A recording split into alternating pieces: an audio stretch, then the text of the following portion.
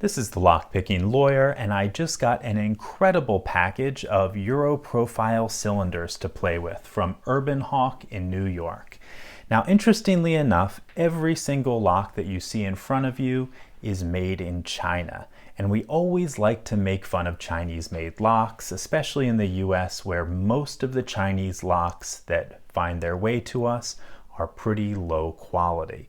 But the truth is that there is a wide range of locks that come out of the country, ranging from the really, really laughably bad, all the way up to some locks that are pretty good, and beyond that, others that are truly impressive. And we have a wide range of locks here. Let me take you from left to right. We have two Vanger branded locks, one standard pin tumbler, one dimple cylinder, and these fall into the category of really, really bad. And we'll have some fun making fun of them later. The next 5 Euro profile cylinders you see here are from a company called Avers, and I put these in the middle of the road. We have 2 standard pin tumblers and then 3 dimple locks with a little bit of variety in there. And then finally we have another 5 locks on the far right from a company called Apecs. 1 standard pin tumbler, a dimple lock, a different keyway dimple lock, and then these 2 on the right I'd like to show you individually. The first one appears to be a 7-pin dimple lock. However, if we look at the key, we can see there's a little bit more going on with it. What it actually has are 7 pins on the top and then another 7 on the bottom. They're directly opposing each other. It's a very similar arrangement to the Tessa T10, if you're familiar with that lock, except this one has 14 pins, 7 on the top, 7 on the bottom, instead of the 10 in the Tessa. I know how hard the Tessa is, so this one will probably give me more than a little bit of trouble. The final one we have is very similar to the Yale Superior or the Magnum Superior. I've seen it branded a couple different ways, but this one seems to have fewer pins, probably because it's a very short cylinder. So this one will definitely give me some trouble as well. It has a few sliders, looks like probably 5 pins in a bit of a zigzag pattern. Again, a lock that should give me some trouble. One final lock that he sent my way is this Chinese-made padlock that has a really interesting little smiley keyway, and you can just barely, let's actually take a look down the keyway. You can see that we have a few levers in there, and if you actually look on the right side, you can even see one of the false gates in the levers. It looks like we have 4 levers on each side that need to be pressed sideways this way, and then probably sidebars on either side that fit into that. I'll probably have to get creative with the tensioning. I've seen a few people pick locks similar to this, but I've never been really impressed with the tensioning methods. I might make something new up for this lock. We'll have to see. But for now, let's take our pick of these Euro cylinders. Let's just go right for the middle of the road. We have to do with one of the Apecs here. So let's push everything else out of the way and get this lock into the vise. In fact, you know what? Let me just pick this one in my hand. No reason to pull the vise out, which unfortunately I see I left on the other side of the room. Okay, so we got some bottom of the keyway tension in this Yale style keyway, and then let me get a standard hook, probably in 25 thousandths will fit in here. Okay, I'm using pretty stout tension. 1 is loose, 2 is loose, 3, 4, 5. Okay, 6 is our binder. Got a click out of him. Back to 1, 1 still loose, 2. Got a click out of 2. 3, got a click out of him. 4.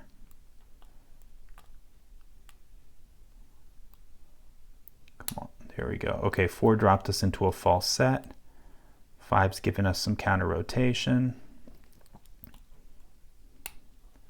And that opened the lock up. So I felt 1 spool in slot 5. I don't know if there might be more, maybe hidden by either the binding order or the bidding.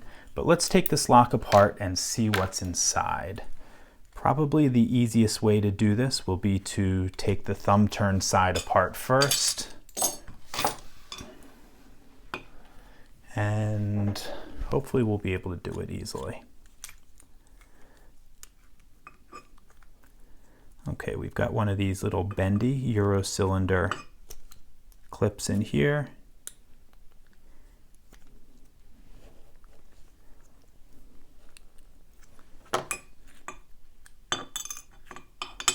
Okay, we've got that out. Now let's get a key. Pull that cylinder out just a tiny little bit. Oh, I'm sorry, what am I doing? I've got to get the other clip off now.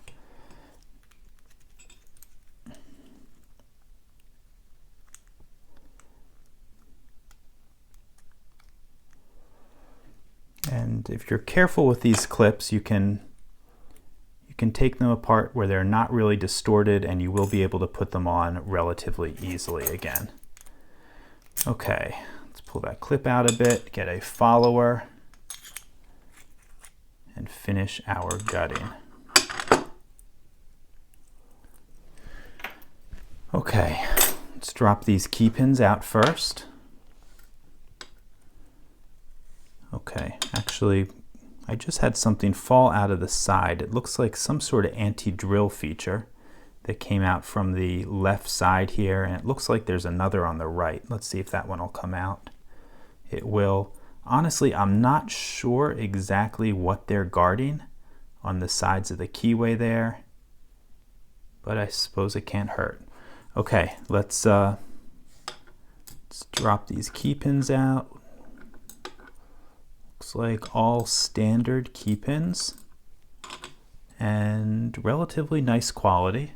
Doesn't seem to be any issues with that we often see with Chinese made pins where the ends are rounded over or there's poor machining. Okay, one is a standard driver. 2 is a nice long spool. 3 is standard. 4 is standard. 5 must be a spool. We got, yep. And number 6. Let's drop these springs out as well. And relatively nice looking springs. We have that little anti-tangle portion in the center, which is always nice.